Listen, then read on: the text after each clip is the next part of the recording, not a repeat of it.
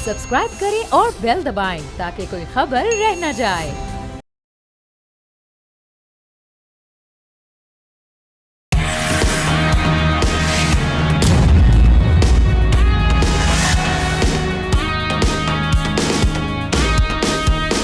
अस्सलामुअलैकुम, आप देख रहे हैं न्यूज़ पंच। मैं हूं आमना खटाना। आगाज़ में हम बात करेंगे दहशत गर्दी का, जो एक बड़ा ख़तरा बन चुका है। इस पर हवाला हुंडी, स्मगलिंग, काले धन और दहशत गर्दी की गठजोड़ के खिलाफ हुकूमत ने सख्त कार्रवाई का फैसला कर लिया। उधर बलूचिस्तान हुकूमत कोयटा के रेड जोन को महफूज बनाने के लिए कंक्रीट की दीवार तामीर करने जा रही है। वफाकी वज़ीर दाखिला मोहसिन नकवी ने कहा है कि इस्लामाबाद हमले के तराजुर में अफगान सरजमीन का इस्तेमाल आलमी ख़तरा है। दूसरी जानिब अमरीकी जरीदा दी नेशनल इंटरेस्ट ने BLA की हिकमत अमली और सरहद पार रवाबित को बेनकाब कर दिया।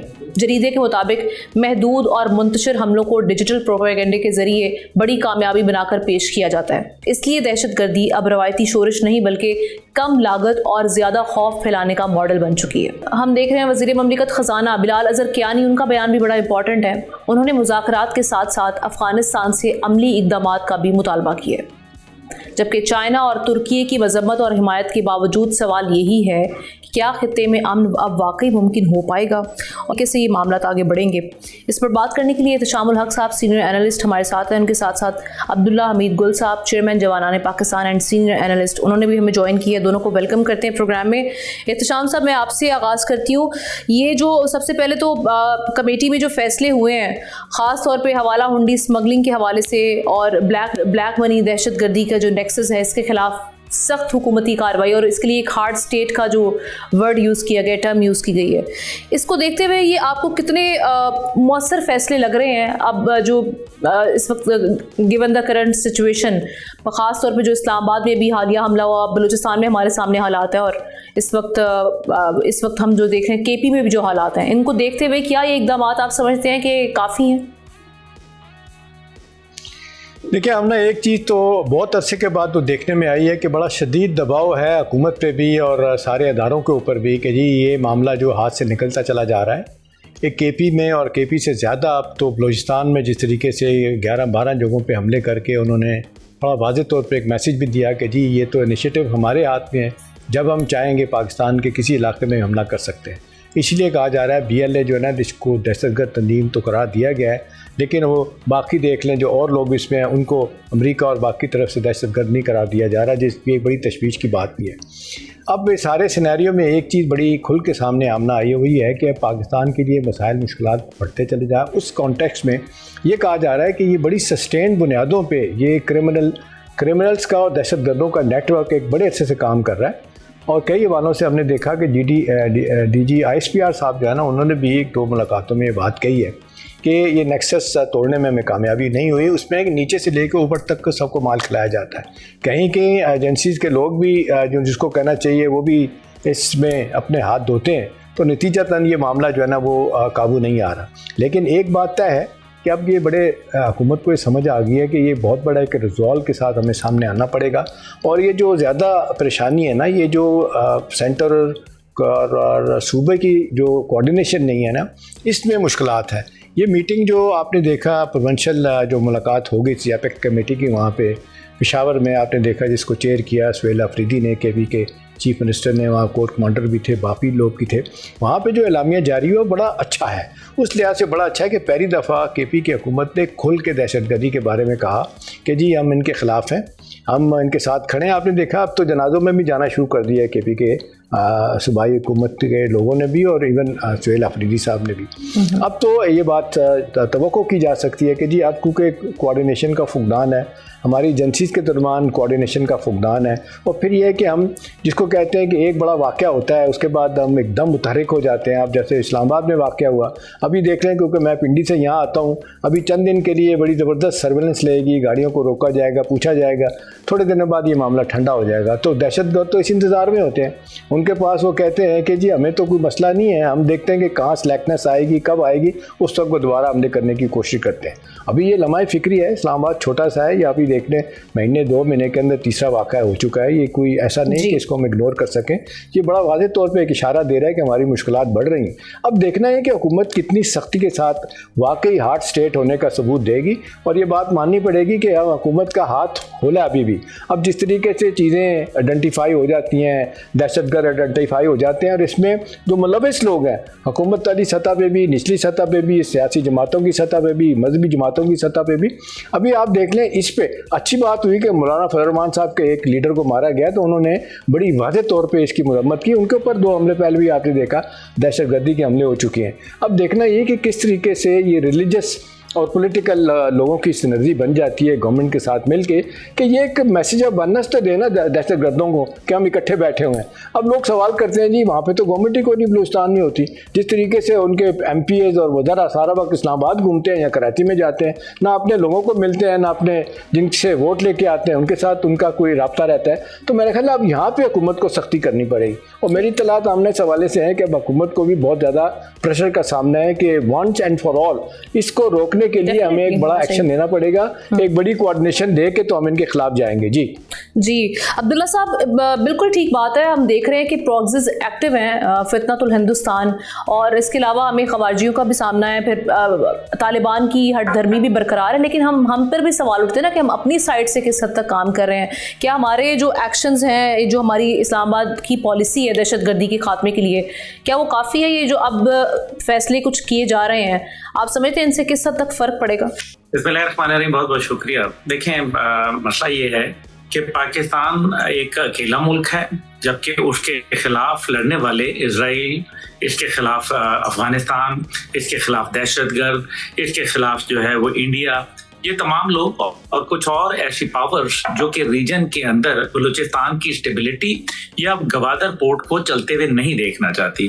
कहीं लोग पैसे के साथ मदद करते हैं, तो कहीं जो है वो आपको डिप्लोमेटिकली मदद करते हैं, कहीं आपको जो है वो साथ मदद करते हैं ट्रेनिंग के साथ, तो कहीं आपको सैटेलाइट इमेजेस फराहम करने में मदद देते हैं ताकि आप आइडेंटिफाई कर सकें कि कौन से टारगेट्स हैं, और कहीं वो वेपन के साथ मदद करते हैं।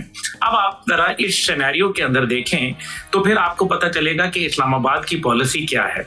इस्लामाबाद की पॉलिसी जो है बड़ी वाज़ेह है, और वो ये चाहता है कि दहशतगर्दी का कलाकामा किया जाए। इस सिलसिले में जो हमें डिप्लोमेटिक हर्डल्स हैं उसके हवाले से मेरे ख्याल में ऑलरेडी बातचीत हो रही है, जिसका अभी एहतशाम साहब ने जिक्र किया। हम जो है वो अब मामलात को लेके जा रहे हैं ताकि यूनाइटेड नेशन के अंदर बाकायदा इसको दहशतगर्द करार दिया जाए। ठीक है कि यूरोपियन यूनियन ने, चीन ने, बरतानिया ने, अमेरिका ने और पाकिस्तान ने इन तंजीमों को दहशतगर्द करार दिया है, लेकिन अब अमली तौर पर इनकी जो लीडरशिप है वो यूरोप में बैठी है। अब ये देखें ना कि यूरोपियन यूनियन ने जो है दहशतगर्द करार दिया, लेकिन हरबियार मरी वगैरह जो लोग हैं वो इस टाइम पे वहां बैठे हुए हैं, उनको क्यों नहीं गिरफ्तार किया जाता? इनके सोशल मीडिया अकाउंट्स जो है वो क्यों नहीं बंद किए जाते? इनके फाइनेंस के जो करने वाले लोग हैं उनको पकड़ा क्यों नहीं जाता? ये वो चीजें हैं जो पाकिस्तान अब मेरे ख्याल में मगरिब के साथ उठा रहा है। इसके अंदर वक्त जरूर लगेगा, लेकिन दूसरी जानिब काइनेटिक अप्रोच है। काइनेटिक अप्रोच में यह है कि अब जो हमने मॉडर्न वॉरफेयर के साथ जो टेक्निक्स जो हैं वो लेके आए हैं, इसी तरीके से हम जो आर्टिफिशियल इंटेलिजेंस को सामने लेके आए हैं, हम इसके अंदर जो है इलेक्ट्रॉनिक वॉरफेयर और इसी तरीके से जो हमारे स्ट्रैंगुलेशन ऑपरेशन हैं, साइऑप्स हैं, ये तमाम चीज़ों को, ड्रोन टेक्नोलॉजी है, उससे मैपिंग है, ये तमाम चीज़ें हम करके हम इंशाल्लाह ताला इसको काफ़ी हद तक जो है काउंटर कर रहे हैं। लेकिन चले एक चीज़ अब्दुल्ला बताइएगा, अब्दुल्ला मेरे ज़हन में 2 सवाल आ रहे हैं, मैं चाहूँगा अब्दुल्ला सब सवाल ले लें। जी अब्दुल्ला, मेरे ज़हन में 2 चीज़ें आ रही हैं कि उस पर बारे में ज़रूर कमेंट कीजिएगा। एक कहा जा रहा है कि अफगानिस्तान में जो क़यादत का बुरहान है और जिस तरीके से अबूरी हुकूमत 4 साल से बैठी इंक्लूसिव गवर्नमेंट नहीं बन पाई, इंटरनेशनल कमिटमेंट उन्होंने पूरी नहीं की, ये कितना बड़ा एक मुश्किल मामला है कि कैसे दुनिया इसको डील करे। और दूसरा ये दाइश के बारे में अब्दुल्ला आप अक्सर ये बात करते हैं, अब जो दाइश है वो तो खुद ही अमेरिका की भी दुश्मन है, वो अफगान गवर्नमेंट की भी दुश्मन है, हमारी भी दुश्मन है। हमारे यहाँ जो ये आपने देखा जो वाक़या इस्लामाबाद में हुआ, दही इलाकों में, वो कहते हैं हमने खुद करवाया। आपको क्या लगता है कि ये अमेरिका जो कहा जाता है दोबारा प्रेसिडेंट ट्रम्प ने वो सालाना इमदाद $40 मिलियन की हर महीने की कहा जा रहा है रिपीट कर दी है, दोबारा जारी कर दी है, रिज्यूम कर दी है। आपको क्या लगता है कि दाइश के मामले में अमेरिका कितना इस वक्त तालिबान को सपोर्ट करता है, और हमारे लिए कितना मुश्किल है कि अमेरिका को किसी तरीके कन्विंस करें कि वो कोई जॉइंट स्ट्रेटजी बना पाए इस हवाले से? जी देखिए एहतशाम साहब, बहुत अच्छी आपने सवाल किए। दोनों बड़े मेरे ख्याल में एलिमेंट क्वेश्चन और इनके आंसर जरूरी देने हैं। पहली बात ये है कि जो अगर क्वेटा के जो रेड जोन की दीवार बनेगी तो क्या कमी आ जाएगी, लेकिन फिर आपने इस वक्त है और आपके पास है घड़ी। आप घड़ी देखते हैं बार बार और वो आराम से जब आप थक जाते हैं, जब आप जो है वो बिल्कुल नाउमीद हो जाते हैं और ये समझने लगते हैं कि दहशतगर्दी का कलाकमा हो गया है, तो फिर वो वारदात करते हैं। अब जो ये तो बात हो गई, क्या पूरे पाकिस्तान के गिर्द दीवार बनाएंगे, क्या फिर उससे मामला ठीक हो जाएंगे? बाढ़ लगाई थी ना आपने अफगान बॉर्डर के ऊपर, तो फिर क्या मामला जो है वो हल हो गए? नहीं, दहशतगर्दी में तो इजाफा हो गया। तो ये मेरे ख्याल में एक हमें जो अपनी पॉलिसी को रिवैम्प करना है। दूसरी जानिब जो है वो बड़ा अहम सवाल आपने जो दाइश का किया।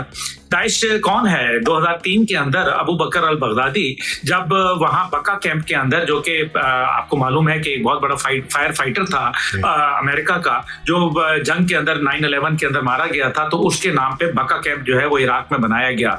और फिर अबू बकर अल बगदादी की तस्वीरें जो है सेनेटर मैकेन जो अमेरिका का था, जिसको बाद में बड़ा जो है वो प्रेसिडेंशियल जो फ्यूनरल था वो दिया गया और तमाम अमेरिकी सदूर वहां आए।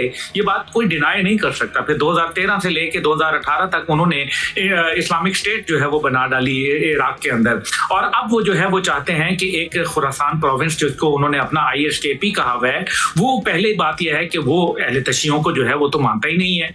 दूसरी जानिब जो है वो साथ साथ ये भी कहते हैं कि वो अपनी एक नई इमारत बनाना चाहते हैं और पाकिस्तान को भी वो एक सूबा जो है वो बनाना चाहते हैं।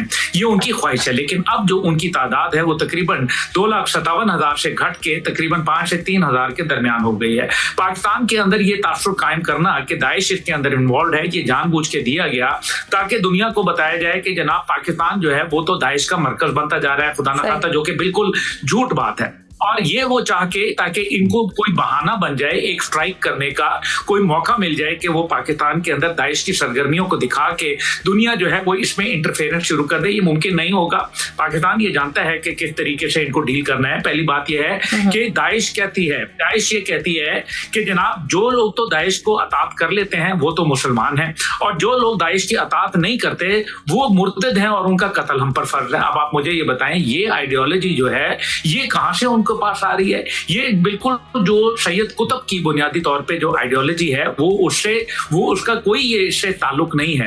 ये एक मेरे ख्याल में ना इनका मुसलमानों से ताल्लुक है, ना इनका किसी कौमियत रंग नस्ल से ताल्लुक है। अब इसको जो सिक्योरिटी चैलेंजेस है वो कैसे दुरुस्त करने हैं? सिक्योरिटी चैलेंजेस ये हैं कि पहली बात यह है कि हमें एक नेशनल बाकायदा एक एजेंडा जो है वो फ्रेम करना है। अभी तक हम नेशनल एक्शन प्लान के ऊपर अमल नहीं करा पाए। अगर नहीं करा पाए तो उसके अंदर कौन लोग हैं उनको जिम्मेदार ठहराया जाए, नंबर 1। नंबर 2 ये है कि फिर हमने जो काउंटर स्ट्रेटेजी है उसको कैसे देखना है, और नंबर 3 ये है कि दुनिया आपकी मदद के लिए नहीं आ रही। अमेरिका जो है वो जानबूझ के असला वहां छोड़ के गया अफगानिस्तान में। बिल्कुल ठीक। आपने जैसे आपका पॉइंट आया नेशनल एक्शन, इस पर अमल दरामद क्यों नहीं हो रहा, ये इटसेल्फ एक बहुत बड़ा सवाल है, क्योंकि जब भी हम देखते हैं कि कोई ऐसे टेररिस्ट अटैक होते हैं उसके बाद न्यूज़ कॉन्फ्रेंसेस आती हैं, लेकिन नेशनल एक्शन प्लान के हवाले से हम इयादा भी करते हैं लेकिन उसके बाद उस पर अमल होता हुआ दिखाई नहीं देता।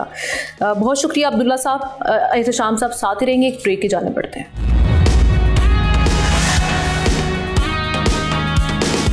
वेलकम बैक नाज़रीन। कुछ बात करेंगे, खबरें आ रही हैं कि पाकिस्तान और अमेरिका के दरमियान इस हफ्ते आला सतही 2 तरफा मुज़ाकरात मुतवक्की हैं, जिनमें तिजारत, सरमायाकारी और बाहमी उमूर ज़ेर बहस हैं।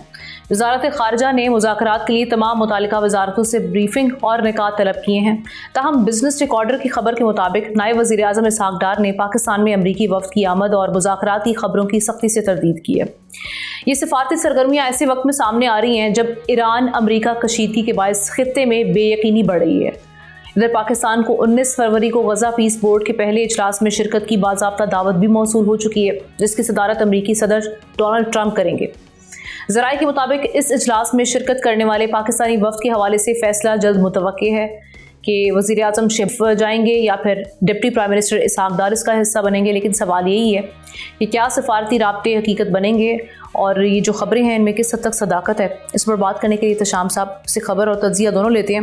एहतशाम साहब सबसे पहले तो अगर हम पहली खबर का जो मैंने इंट्रो में बात की उसकी अगर हम बात कर लें तो क्या इस्लामाबाद से खबरें हैं, क्या वाकई कोई हाई ऑफिशियल डेलीगेशन आ रहा है या मुलाकातें होने जा रही हैं, और अगर हो रही हैं मुलाकातें तो ये बेसिकली इसका एजेंडा क्या होगा?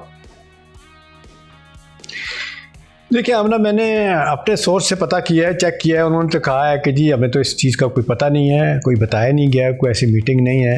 हाँ ये ज़रूर है, वो कहते हैं कि जिस तरीके से फ़ीडबैक लिया गया सारी मिनिस्ट्रीज़ का और पूछा गया कि जी पाक अमेरिका ताल्लुकात, दो तरफ़ा ताल्लुकात के हवाले से कहाँ कहाँ पे कितनी पेशरफ्त हो सकती है, सरमायाकारी के हवाले से है, फिर यह कि तिजारत है, फिर और शोबे हैं जिनमें, और काउंटर टेररिज्म है। तो इस लिहाज से तो ये बात तो ठीक है कि वज़ारत ख़ारजा ने वज़ारत तिजारत से, फिनांस से, इकनॉमिक अफेयर डिवीज़न से तो राय मांगी है, उनसे सजेशन मांगी हुई है। लेकिन इसका कोई जिक्र नहीं है कि जी कोई ख़ास कोई अमरीकी वफ़द यहाँ पे आ रहा है जिससे बातचीत होगी। हाँ मुझे यही बताया गया है कि ये फोकस सारा का सारा इस वक्त तो 19 और 20 तारीख को है, जहाँ पे इंस्टीट्यूट ऑफ पीस वाशिंगटन के अंदर जो है ना ये मीटिंग होनी है, गाज़ा बोर्ड वाली। और वहाँ पे कहा जाता है कि जी मीटिंग के अंदर जो बातें होंगी उस बात दो तरफ़ा मुलाकात की तवक्को है, बातचीत की तवक्को है, जिसमें पाकिस्तान इंसिस्ट करेगा कि टैरिफ के मामला जिस तरीके से हैं, या तो 100% टैरिफ थे हिंदुस्तान के ऊपर, अब कम करके उन्होंने जनाब 18% पे ले हैं, हमारे 19% पे है, और फिर किस तरीके से हमारी जो तिजारत है उनके साथ बढ़ाई जा सकती है, हमें कहाँ का मज़ीद रिलीफ मिल सकता है। कहा जाता है कि वहाँ से सेंटिमेंट जो है ना बड़ा फेवरेबल है अमेरिका में। वाशिंगटन में जो लोग बैठे हुए हैं ट्रंप एडमिनिस्ट्रेशन में, वो पाकिस्तान के लिए बहुत कुछ करने की जिसको कहते हैं यकीनदानी भी करवाते हैं। एज सच बॉटलनेक्स कोई नहीं है, आमना ही बताया गया कि हर्डल कोई नहीं है। पाकिस्तान अपने वायबल प्रोजेक्ट्स लेके जाता है एनर्जी सेक्टर में। वैसे तो आपने देखा प्रेसिडेंट ट्रंप ने बड़ा वाज़ेह तौर पे कहा है कि पाकिस्तान के साथ एनर्जी सेक्टर में और जो रेयर अर्थ मिनरल्स हैं उस पर तो बातचीत मज़ीद होनी है, होगी, और इस लिहाज से कहा जा रहा है एक बड़ी इन्वेस्टमेंट तैयार होगी। और वहाँ से कुछ अर्से के बाद कुछ तलात ये हैं कि 19-20 की मुलाकात के बाद में उनका कोई डेलीगेशन आए, और वो ख़ास तौर पे बड़ा प्रिसाइज सा डेलीगेशन होगा, कम लोग होंगे उसमें, और फोकस सारा होगा कि किस तरीके से रेयर अर्थ क्रिटिकल मिनरल जो है ना उसके हवाले से पाकिस्तान के साथ जो इनिशियली बातचीत थी और उसको कैसे आगे बढ़ाना है। दूसरी बात इंपॉर्टेंट ये है कि जिस तरीके से कहा गया है, आप देखें 25 मालिक जाएंगे जो बोर्ड के मेंबर हैं, और जिनमें आपने देखा कि कोई भी यूरोपियन मुल्क नहीं है। अपने बरतानिया ने और फ्रांस ने तो बड़ा वाज़ेह तौर पे मना कर दिया कि इस बोर्ड का हिस्सा नहीं बनेंगे। जाहिर सी बात है, इस बात पे तो आपने देखा प्रेसिडेंट ट्रंप ने बड़ा गुस्से का इजहार भी किया, और जो फ्रांस के सदर हैं बड़े दोस्त समझे जाते हैं, बड़ी हद तक अमेज़ गुफ्तगू भी उनके बारे में की उन्होंने, और उन्होंने कनाडा के प्राइम मिनिस्टर के बारे में बातें की थी। और फिर आपने देखा उन्होंने तो अपने लोगों को नहीं छोड़ा, जिस तरीके से मिशेल ओबामा को उन्होंने एप्स जिसको बंदर कहते हैं वो डिक्लेयर किया उन्होंने, तो वो तो बिल्कुल अपनी बात से पीछे नहीं हटते। अगरचे उन्होंने वो ट्वीट हटा दिए, लेकिन वो कहते हैं मैं अपनी इस बात पे कायम हूँ। तो इस वक्त यही है कि जो खबरें आती हैं यहाँ पे, सफारतकार जो बातें करते हैं, अगले दिन एक अहम सफारतकार के घर खाने पे मैं भी गया हुआ था। उस एम्बेसडर ने बहुत सारी बातें जो है ना जिस अंदाज से की हैं प्राइवेटली और ऑफ द रिकॉर्ड, उसमें यही है कि जी अमेरिका के आगे कोई भी खड़ा होने के लिए तैयार नहीं है। दुआएं करते हैं लोग कि 3 साल का पीरियड गुजर जाए तो दोबारा नॉर्मलसी रिस्टोर हो, और ये जो मुसलसल तलवार लटक रही है हम पे, कभी सैंक्शंस की बात होती है, कभी नए नए टैरिफ की बात होती है, और कभी अमेरिका जो है ना वो धमकी देता है ख़ास तौर पे जापान से और कोरिया से अपनी फ़ौजें बुला लेगा। वो जो अम्ब्रेला डिफेंस का दिया हुआ है नॉर्थ कोरिया के ख़िलाफ़, उसको उठा लिया जाएगा। तो इस तरह की बातें तो बहुत होती हैं।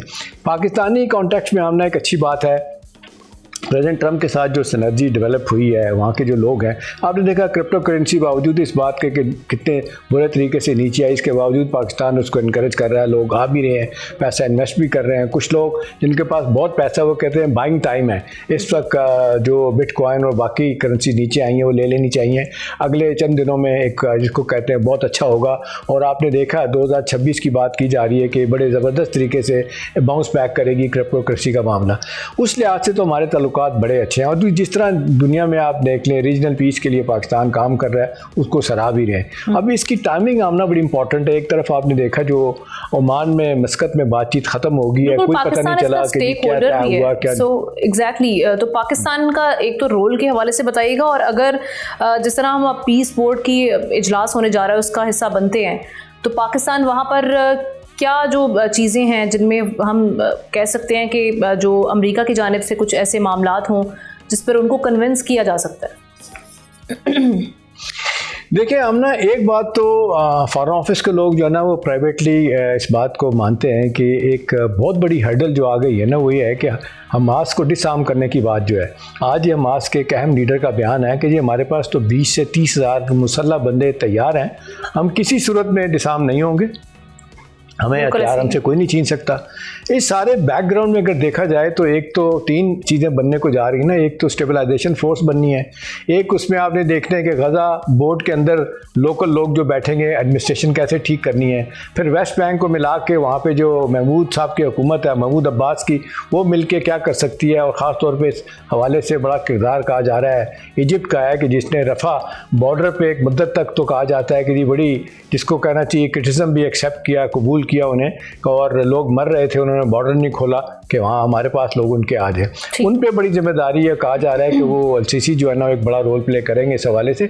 लेकिन इन द मीन टाइम हमने जो चीज़ होने जा रही है ना, जो अब वहाँ पे कुछ होगा वाशिंगटन में जो होना है, पाकिस्तान की एक मुश्किल तो है ना, इजराइल के प्राइम मिनिस्टर भी आए होंगे, इसलिए कहा जा रहा है कि शायद डिप्टी प्राइम मिनिस्टर हमारे सागदार चले जाएँ, क्योंकि वो बात वही आ जाएगी ना, हाथ मिलाने वाली बात तो होती है नहीं होती है। लेकिन बहुत सारे इफ्स एंड बट्स हैं। लेकिन एक बात तय है कि जो कही जा सकती है कि जी वो चाह रहे हैं, अमेरिकी गवर्नमेंट चाह रही है शहबाज साहब खुद आएँ, और प्रेफरेबली कहा जा रहा है कि साथ जो है ना हमारे एयर मार्शल साहब भी होने चाहिए। वो तो कहते हैं ना मेरे बड़े फेवरेट एयर मार्शल हैं आसिम मुनीर साहब। तो अब देखते हैं क्या होता है। लेकिन एक बात है, हमने जो गुडविल हमें क्रिएट हो चुकी है ना, जो अच्छी है, हमें एक ऐश कराने की ज़रूरत है कि 3 सालों में हम मैक्सिमम कंसेशन क्या ले सकते हैं। और दूसरी बात अगरचे इससे मुतालिक नहीं है कि इस वक्त तो दहशत गर्दी अफगानिस्तान में हो रही है, उसको रुकवाने में हम अमरीका क्या किरदार अदा कर सकते है। वो एक चीज़ है जिसके बारे में मेरा ख्याल है पाकिस्तान को सोचना चाहिए, देखना चाहिए, क्योंकि दहशत गर्दी जिस तरीके से मुल्क में फैल रही है ये सबके लिए एक बहुत ही बायस तशवीश है। वहाँ कहा जा रहा है कि उनके अच्छे जो ऑफिस हैं उनको इस्तेमाल करके तो मामला को बेहतरीन कर ले जाए। और दूसरा ये कि ईरान मुज़ाकरात के हवाले से ऑब्वियसली क्या कंसेशंस जो हैं वो पाकिस्तान नेगोशिएशंस के थ्रू ले सकता है। Right, thank you so much Ehtesham साहब, इस पर बड़ा अच्छा तजिया आपने पेश किया। ब्रेक के बाद वापस आएंगे। Welcome back. कुछ बात करेंगे पाकिस्तान और इंडिया के मैच के हवाले से। हम देख रहे हैं कि उसूली मौक़िफ़ जो पाकिस्तान का था, उस फैसले ने आईसीसी को बड़ा झटका दिया है। कज़ाफ़ी स्टेडियम में पाक भारत मैच पर होने वाले मुज़ाकरात ख़त्म हो चुके हैं। Deputy chairman ICC Imran Khawaja ने लाहौर में मोहसिन नकवी से 3 घंटे तवील मुलाकात में बॉयकॉट पर नज़रसानी की अपील की। मोहसिन नकवी ने वाज़ेह मौक़िफ़ इख्तियार किया कि भारत ने सियासत को खेल में घसीट कर तनाज़े की बुनियाद रखी है और किसी भी फैसले को हुकूमती इजाज़त से मशरूत करार दिया। ज़रा ये बताते हैं कि अगले 24 घंटे में इस मामले पर किसी बड़े ब्रेक थ्रू का इम्कान है। यूएई ने भी पाकिस्तान से फैसले पर नज़रसानी की बाज़ाब्ता दरख्वास्त की है।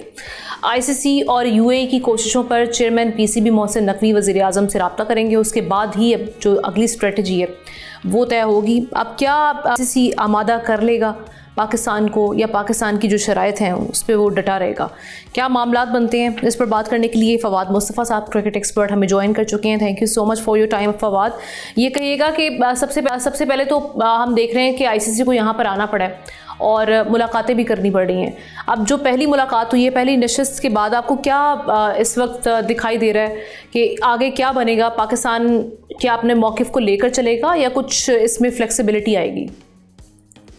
देखिए, पाकिस्तान जो चाह रहा है चीज़ें उस तरफ तो जा रही हैं। बात ये हो रही थी कि जी इंडिया की इजारादारी है, कोई बोर्ड उसके अगेंस्ट नहीं जा सकता, जो वो चाहते हैं उनका फैसला है, जिसको चाहेंगे हटा देंगे, जिसको चाहेंगे रखेंगे।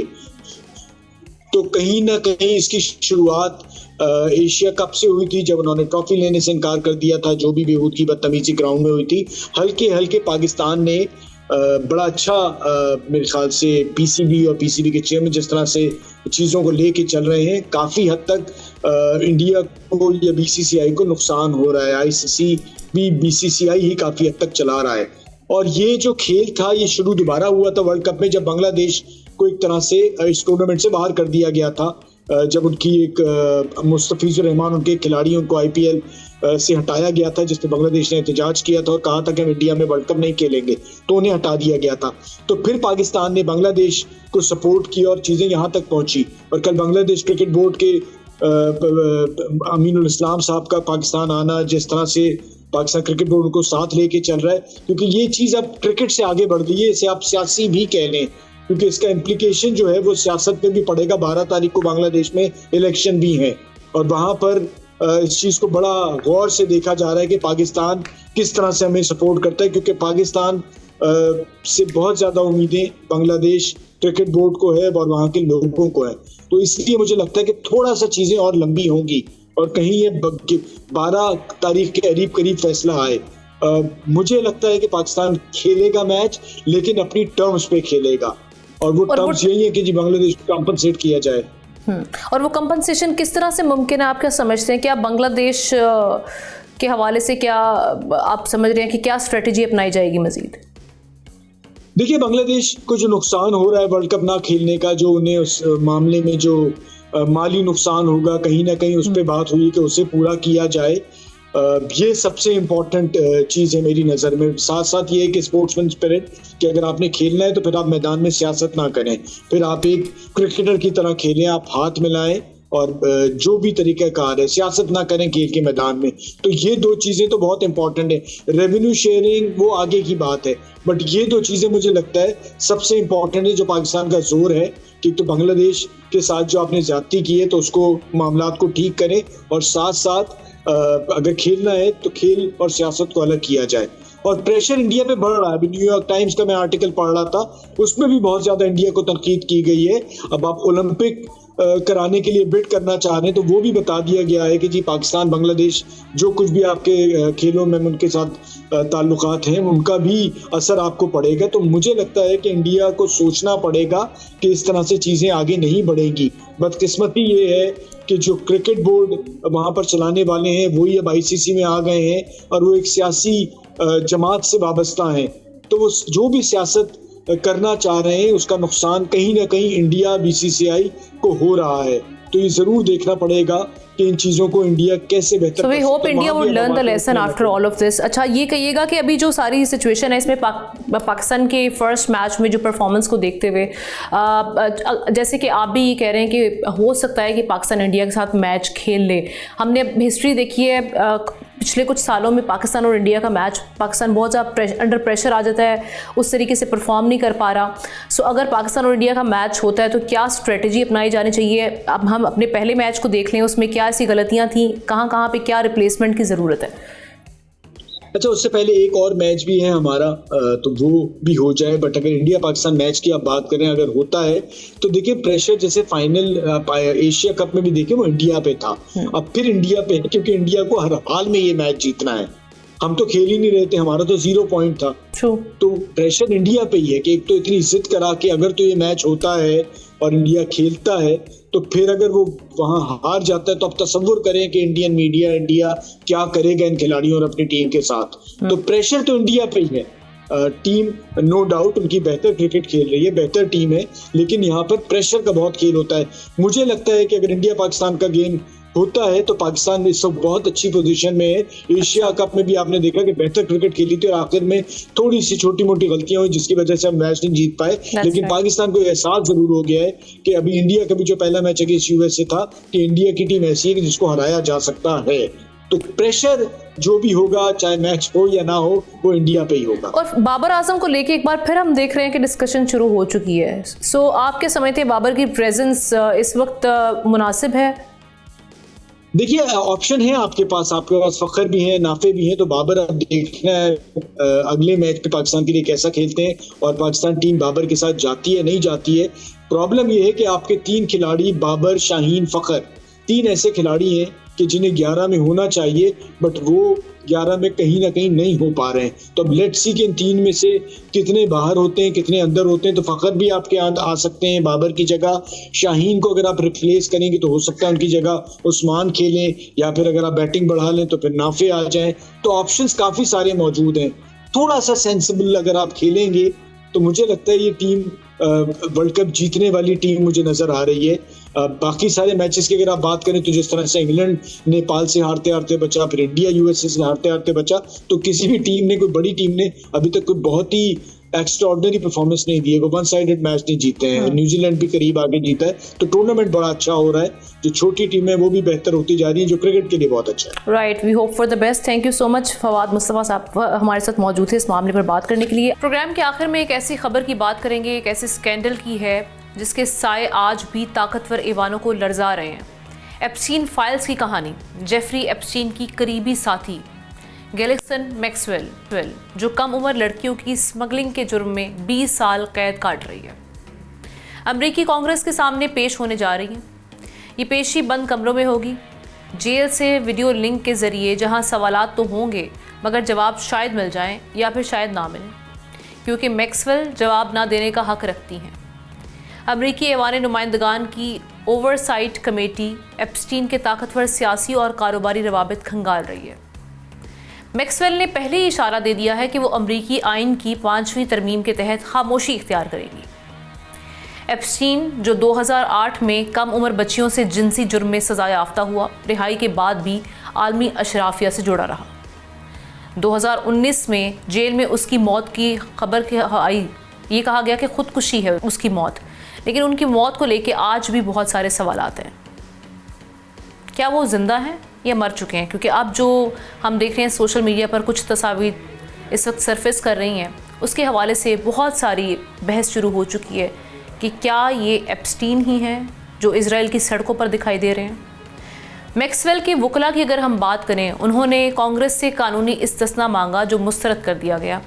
अमेरिकी सदर ट्रंप और उनकी इंतज़ामिया भी इस केस के मामले पर तनकीद की जद में रही। दिलचस्प बात यह है कि एप्स्टीन के करीबी हलके में डोनाल्ड ट्रंप और बिल क्लिंटन दोनों शामिल रहे। क्लिंटन फैमिली ने इस पर अवामी समाअत का मुतालबा किया ताकि इसे सियासी रंग ना दिया जा सके। अब जब पर्दे के पीछे सवालात होंगे तो क्या सामने आएगा, खामोशी या फिर सनसनीखेज इंकिशाफात? लेकिन बड़ा सवाल यही है कि क्या कभी ताकतवर चेहरों के असल राज सामने आ सकेंगे? ऑल्दो हम देख रहे हैं कि बहुत सारे जो डॉक्यूमेंट्स हैं वो बता रहे हैं कि इनके असल चेहरे क्या हैं। इस पेशी से हम देख रहे हैं कि सदर ट्रंप के इक़्तिदार को ख़तरा भी हो सकता है। इन सब मुंतज़िर हैं इस पेशी के हवाले से। देखते हैं मज़ीद क्या सामने आता है। इस खबर के हवाले से कमेंट सेक्शन में जाके आप अपनी राय का इजहार कर सकते हैं। हमें प्रोग्राम से इजाज़त दीजिए, इंशाल्लाह कल मुलाकात होगी। अल्लाह हाफ़िज़।